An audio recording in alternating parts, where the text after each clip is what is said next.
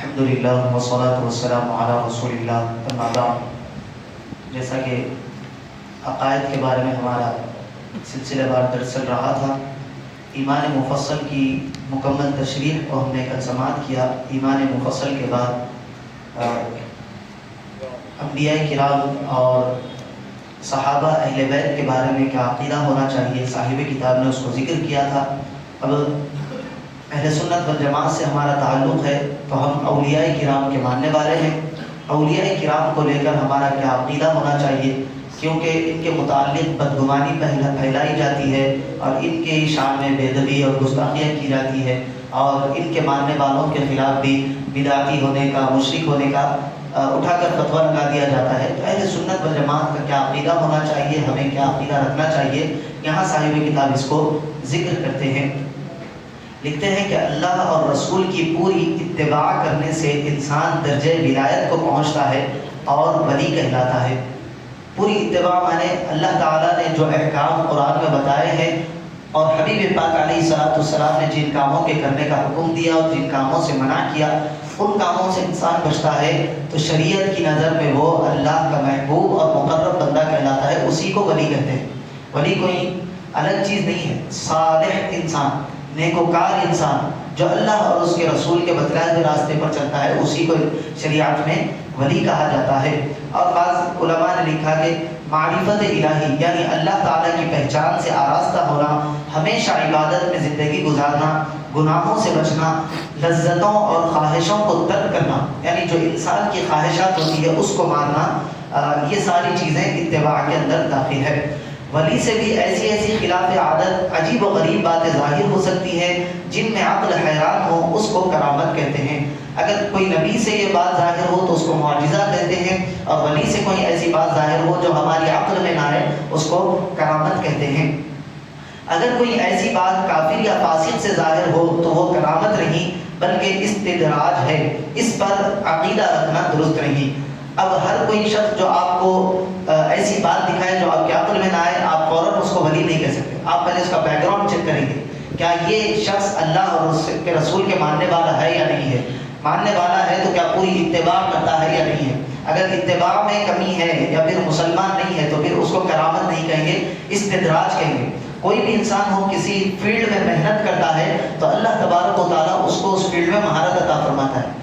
عام طور پہ ہماری جو مثال ہوتی ہے، جادوگر ہے، جادو آپ کو دکھاتا ہے، وہ اپنا فن ظاہر کر رہا ہے، اس نے فیلڈ میں محنت کی، اس نے جادو سیکھا، تو آپ اس کے جادو کو سیکھ کر اس کو ولی نہیں کہہ سکتے۔ یہ بات یہاں پر بتائی جا رہی ہے۔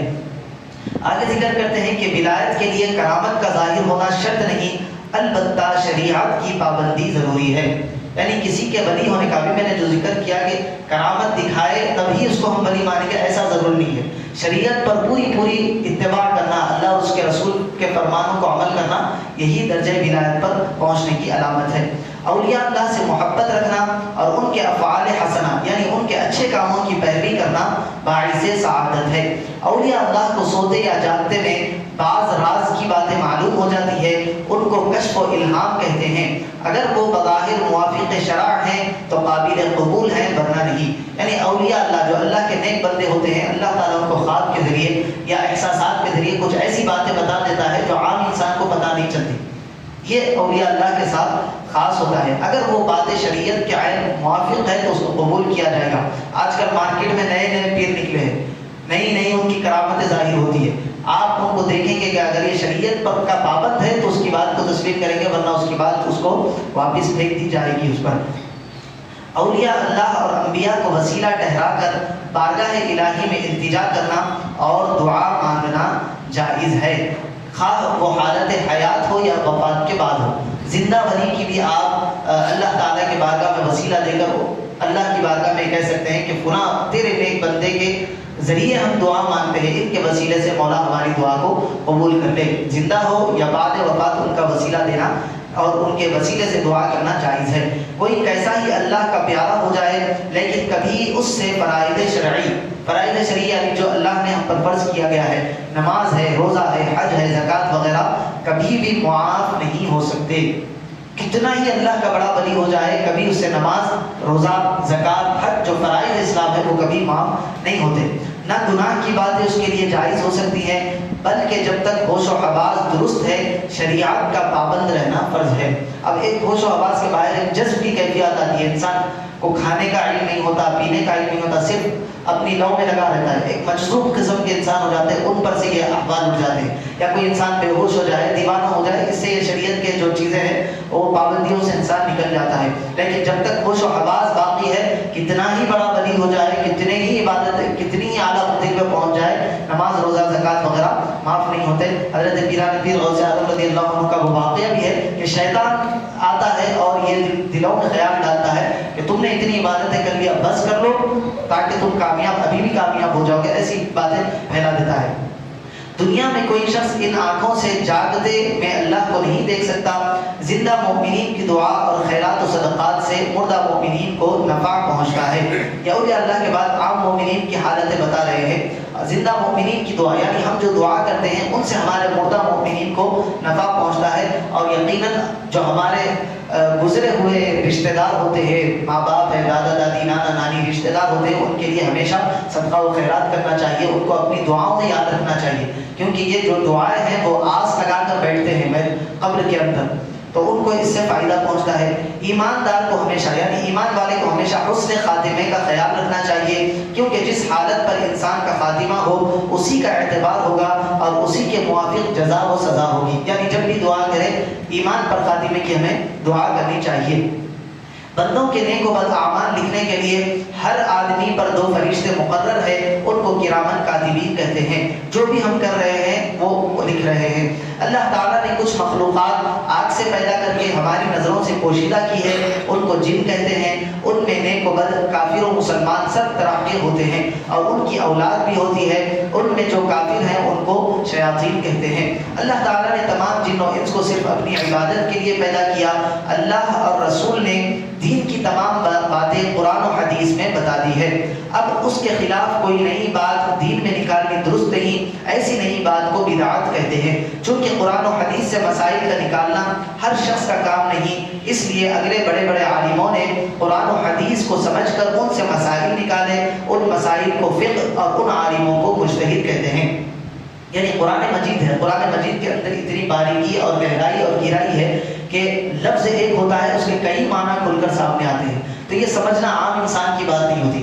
اس کے لیے بہت ساری کتابوں کا مطالعہ کرنا اور بہت سارے علوم کا کم سے کم 16 علوم کا حاصل کرنا انسان کے لیے ضروری ہوتا ہے۔ جس طرح حدیث کا علم ہے، قرآن کا علم ہے، فقہ کا علم ہے، علم الکلام ہے، علم بہت سارے ایسے علوم ہیں جو 16 علوم ہیں، اس کا حاصل کرنا اور اس پر بہترین مہارت حاصل کرنے کے بعد انسان درجہ مجتہد کو پہنچتا ہے اور قرآن و حدیث سے استنباط کرتا ہے۔ آج کل جو عوام میں پھیلائی جاتی ہے کہ خود سے قرآن پڑھو اور اپنے مسائل کو حل کرو، خود سے قرآن پڑھیں گے تو بہک جانے کا خطرہ ہوتا ہے۔ اللہ نے قرآن میں فرمایا یضل بہ کثیرا ویہدی بہ کثیرا، اسی قرآن کے ذریعے ہم بہت سو کو گمراہ بھی کرتے ہیں، بہت سو کو ہدایت بھی دیتے ہیں۔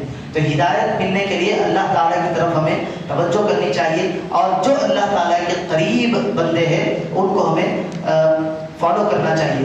سب سے زیادہ مشہور و مقبول 4 مجتہد ہیں جو امام کہلاتے ہیں۔ پہلے ہیں امام اعظم ابو حنیفہ، دوسرے ہیں امام شافعی، تیسرے ہیں امام مالک، چوتھے ہیں امام احمد بن حنبل رحمۃ اللہ علیہم۔ یہ 4 لوگوں نے اپنی سمجھ کے ساتھ قرآن و حدیث کو سامنے رکھ کر مسائل کو اخذ کیا، اس کے بعد لوگوں کے سامنے ایک نئی فقہ کو پیش کیا، تو انہوں نے سارے مسائل قرآن و حدیث سے نکالے، اور ان کے ماننے والوں کو حنفی، مالکی، شافعی اور حنبلی کہتے ہیں، اور ان چاروں کو ملا کر اہل سنت والجماعت کہتے ہیں۔ ہمارے پاس بعض لوگوں میں غلط فہمی ہوتی ہے کہ جو یہ رفع یدین کر رہا ہے یا ناف کے اوپر ہاتھ باندھ رہا ہے اس کو اہل حدیث سمجھنے لگتے ہیں، کچھ اور سمجھنے لگتے ہیں۔ 4 فقہ ہے ہماری فقہ میں، ہاتھ ناف کے نیچے باندھنا ہے، شوافیہ کے پاس ناف کے اوپر ہاتھ باندھنا ہے، حنابلہ میں، حنبلیوں میں ناف کے اوپر جہاں ناف ہے ناف اس پر ہاتھ باندھنا ہے۔ آپ دیکھیں کعبۃ اللہ کے امام، کچھ لوگ سعودی عرب کو جا کے آ جاتے ہیں، دبئی کو جا کے آتے ہیں، حال احوال چینج ہو جاتے ہیں۔ وہاں ایسا ہو رہا تھا سعودی میں، آپ سعودی کے اماموں کو دیکھیں گے تو کوئی امام سینے پہ ہاتھ نہیں باندھتا۔ سعودیہ کے، مکے کے امام کو دیکھیں، آپ مدینے کے امام کو دیکھیں، آپ آسانی کے ساتھ ان کی ویڈیوز مل جائیں گی۔ وہ فقہ حنبلی پر عمل کرتے ہیں، امام احمد ابن حنبل کی وہ فقہ کو فالو کرتے ہیں، اور اپنے ہاتھوں کو جو بمبی جس کو کہتے ہیں اس پر وہ لوگ باندھتے ہیں۔ اسی طرح آپ یہاں پر بارکس وغیرہ میں چلے جائیں، شفافے رہتے ہیں اور ایسا عشق رسول لوگوں کے پاس ہے ہم بیان نہیں کر سکتے. ہم سمجھتے ہیں کہ وہ حدیث سے پکوڑے ہے بولتے تھے اٹھا کے ہم، لیکن وہاں جایا بارکس کی جامع مسجد میں نماز پڑھا، ہر نماز کے بعد ایسا بہترین درود پڑھا جاتا ہے، ہمارے پاس وہ نہیں ہے، ان لوگوں کے پاس عشق رسول ہے. تو یہ بات بتانے کا مقصد یہ ہے کہ چاروں فقہ کو جو فالو کیا جاتا ہے، چاروں یہ لوگ اہل سنت والجماعت سے وابستہ ہے. ان چاروں میں سے کسی ایک امام کی تقلید پیروی کرنا عام مسلمانوں پر لازم ہے، تقلید کرنے والے کو مقلد کہا جاتا ہے. اسی طرح نفس کی درستگی اور اعمال میں خلوص پیدا کرنے کے طریقے اولیاء اللہ نے توفیق الہی اور اپنے دل کی خداداد روشنی سے سمجھا کر قرآن و حدیث کے موافق بیان کر فرمائے ہیں. ان کو تصوف یا طریقت اور ان بزرگوں کو شیخ یا صوفیاء کرام کہتے ہیں. یعنی ایک دو علم اللہ کے حبیب علیہ السلام نے فرمایا کہ حضرت جبرائیل علیہ السلام نبی پاک علیہ السلام کے پاس آئے اور آ کر پوچھا یا رسول اللہ، انسانی شکل میں آ کر پوچھا یا رسول اللہ ایمان کیا ہے. حبیب پاک علیہ السلام نے ایمان کے بارے میں بتایا. پھر احسان کے بارے میں پوچھا تو احسان کی کچھ الگ تفصیل بتائی، تفصیل کے ساتھ حدیث مبارکہ ہے. تو ایک شریعت کا علم ہے، طریقت کا علم ہے جو حبیب پاک علیہ السلام نے اس حدیث مبارکہ میں بتایا. شریعت کا علم کیا ہے؟ نماز، روزہ، زکوٰۃ، حج، یہ ساری چیزیں جو انسان کی زندگی میں آتی ہے اس کو شریعت کہتے ہیں. اور طریقت کا جو علم ہے، معرفت الہی کا جو علم ہے، اللہ تعالیٰ کو پہچاننا، یہ صوفیاء کرام ہم کو بتاتے ہیں. تو صوفیاء کرام میں بھی 4 بڑے بزرگ اور شیخ گزرے ہیں. ان میں سب سے اہمیت والی ذات جو ہے حضرت غوث اعظم شیخ عبد القادر الجیلانی رضی اللہ عنہ کی ہے. دوسری حضرت شیخ معین الدین چشتی رحمۃ اللہ علیہ کی ہے. تیسری حضرت شیخ محمد بہاء الدین نقشبندی رحمۃ اللہ علیہ کی ہے. چوتھی حضرت شیخ شہاب الدین عمر سہروردی رحمۃ اللہ علیہ سے ہے. جس امام یا شیخ سے اعتقاد ہو ان کی پیروی کر کے دوسروں کو خفیف یا حقیر سمجھنا باعث گناہ ہے. یعنی آپ ادھر آ جائے فقہ حنفی میں، شافعی میں، حنبلی میں، مالکی میں، کسی بھی امام کو پیروی کرتے ہو ان کی امام کی پیروی کریں، لیکن دوسروں کے علم کو، دوسروں کی ذات کو نشانہ نہیں بنائیں گے. اور اسی طرح آپ قادری ہو، چاہے نقشبندی ہو، چشتی ہو، سہروردی ہو، اپنے پیر سے محبت کریں گے اور دوسروں کے پیر کی اہانت اور توہین نہیں کریں گے، کیونکہ یہ چاروں طریقے اسلاف کے ساتھ وابستہ ہے اور قرآن و حدیث سے نکالے ہوئے ہیں. اور یہ چاروں کا راستہ حبیب پاک علیہ السلام تک ہم کو پہنچاتا ہے. اللہ